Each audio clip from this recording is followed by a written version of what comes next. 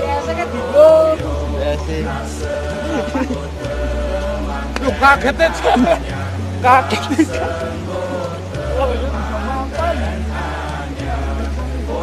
Ini rutenya ya guys, menuju ke makam Mbah Kembang Langit. Nah, rutenya guys sungguh sangat istimewa.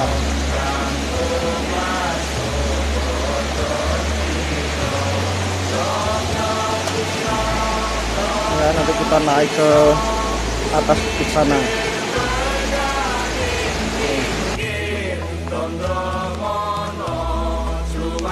Ini akses menuju makam masih alami, jadi memang belum ada jalan setapak, jadi jalan masih tanah seperti ini dan nanjak terus.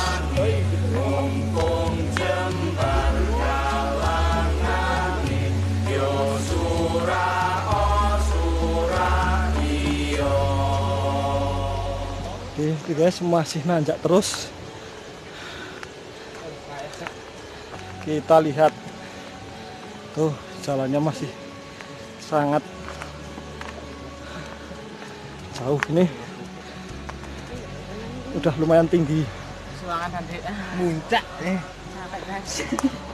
Yo, silakan. Perjalanannya Napasnya pedot. alhamdulillah kami sudah sampai di lokasi.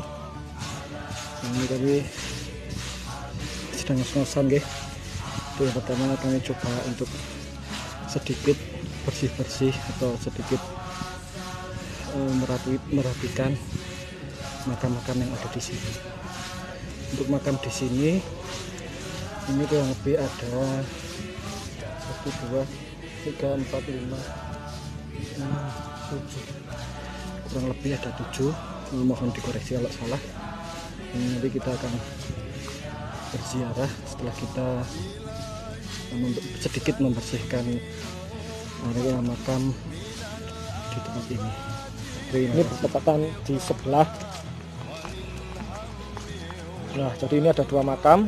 Ini Mbah Jengger sama Mbah Jengger Putri. Jadi seperti itu. Untuk lokasi yang lain ini juga di sini ada beberapa makam. Jadi teman-teman kita sedang membersihkan salah satu makam juga yang ada di sini. Monggo untuk yang mau datang ke sini untuk berziarah ke makam aulia yang ada di sini, makam Mbah Kembang Langit, bisa lewat Kejiwan nanti setelah jembatan Sejadi arah ke Pondok Pesantren Al Asyariah atau ke Kalibeber, nanti ada di kanan jalan ada tulisan Gang Kembang Langit lah, masuk itu saja, nanti lewat sawah kemudian naik ke atas bukit.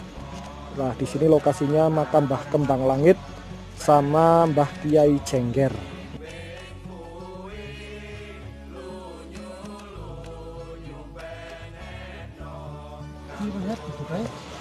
Assalamualaikum warahmatullahi wabarakatuh. Waalaikumsalam. Alhamdulillah kita tadi telah selesai untuk sedikit bersih-bersih dan juga sedikit berdoa kepada Allah Subhanahu wa taala. Tujuan kita ke sini adalah berziarah dan juga untuk membersihkan makam-makam aulia. Jadi makam ini adalah salah satu aulia di Kabupaten Wonosobo ini. Menurut literasi yang saya baca dan juga beberapa informasi yang disampaikan kepada saya bahwa ini adalah makam dari Mbah Kembang Langit yang lokasinya itu ada di Kelurahan Kejiwan, jadi yang sebelah selatan berbatasan dengan Desa Kejiwan dan yang utara itu Kalibeber, berbatasan dengan Kalibeber. Untuk ancar-ancarnya nanti habis jembatan Sejadi di Kejiwan itu bisa lurus, nanti ada Gang Kembang Langit lah, nanti masuk saja ke situ, kemudian nanti melewati persawahan dan naik ke atas bukit. Di sini adalah lokasinya makam Mbah Kembang Langit. Di komplek makam ini juga ada beberapa makam. Saya jelaskan dulu untuk makam yang Mbah Kembang Langit ini. Mbah Kembang Langit ini menurut informasi yang sampai kepada saya, ini nama aslinya adalah Sayyid Abdurrahman. Jadi ini adalah aulia, ini beliau ini berasal dari Mekah. Jadi ini adalah nama aslinya Sayyid Abdurrahman. Beliau berasal dari Mekah. Tujuannya datang ke Indonesia, ke Pulau Jawa, khususnya ke Wonosobo adalah untuk menyebarkan agama Islam. Jadi jasa beliau sangat besar, terutama atau khususnya pada masyarakat Wonosobo, karena beliau ini juga salah satu penyebar agama Islam pertama di Wonosobo. Jadi untuk zamannya itu beliau masih satu zaman sama Wali Songo, bahkan bisa sebelum Wali Songo. Jadi ini memang makam sudah sangat tua, dan ini juga mohon dikoreksi karena sejarah itu memang bisa datang dengan informasi yang berbeda-beda. Tapi kalau menurut informasi yang datang kepada saya, beliau ini nama aslinya Sayyid Abdurrahman dari Mekah. Kemudian periodenya itu masih satu periode sama zaman Wali Songo, bahkan juga bisa sebelum itu. Jadi mohon koreksinya apabila ada yang salah. Jadi kenapa dinamakan Mbah Kembang Langit? Jadi Mbah Kembang Langit itu adalah julukan masyarakat setempat kepada beliau. Karena apa? Karena dulu ceritanya apabila beliau berzikir, itu kalau zikir beliau belum sampai ke langit, itu beliau belum berhenti. Dan zikir beliau, bacaan-bacaan beliau itu sampai kembang langit, di sana itu menjadi sebuah bunga di langit ketujuh. Maka dari itu masyarakat memberikan gelar itu Mbah Kembang Langit dengan nama asli Sayyid Abdurrahman, berasal dari Mekah. Mungkin sedikit itu informasi. Sekali lagi, literasi sejarah saya ini masih bisa diperdebatkan, karena bagaimanapun kita tidak ada pada masa itu, dan generasi sekarang pun pastinya hanya mendengar informasi-informasi. Jadi saya tidak akan mewajibkan untuk kalian untuk percaya dengan literasi sejarah yang saya sampaikan, namun menurut informasi yang sampai ke saya itu seperti itu. Mungkin juga ada versi lain, itu monggo silahkan, karena sekali lagi sejarah itu memang kita tidak bisa menentukan benar atau tidaknya itu, karena informasi itu banyak, soalnya kita tidak hidup pada zaman itu. Tapi yang saya garisbawahi, ini adalah makam ulama, ini adalah makam aulia. Jadi untuk kita generasi muda jangan sampai lupa untuk berziarah, karena ziarah itu juga salah satunya kita ikut mengenang jasa-jasa beliau. Kemudian juga agar informasi-informasi tentang sejarah di Kabupaten Wonosobo ini tidak hilang, karena zaman sekarang itu memang sangat minim untuk generasi muda, apalagi generasi milenial, untuk tahu tentang sejarah, apalagi sejarah masuknya Islam. Karena di sekolahan juga kita yang diajari itu rata-rata sejarah nasional, jarang yang mempelajari secara detail untuk sejarah Islam, bagaimana Islam itu masuk ke Wonosobo khususnya, terus kemudian siapa saja ulama-ulama, aulia-aulia yang menyebarkan agama Islam di Wonosobo. Ini adalah salah satu cara untuk kita bisa mengenang, kemudian juga menghargai, dan juga jangan sampai melupakan jasa-jasa para ulama aulia yang terdahulu.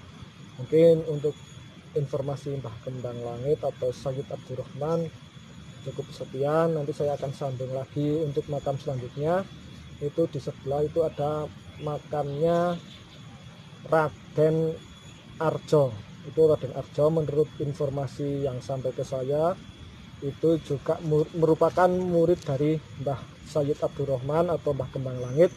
Beliau diberi julukan Mbah Jengger. Makamnya ada di sebelahnya Mbah Kembang Langit. Itu di situ ada makam dua. Itu adalah makam Raden Arjo, itu keturunan Mataram dengan julukan Mbah Kiai Jengger, dan di sampingnya itu adalah Mbah Kiai Jengger Putri.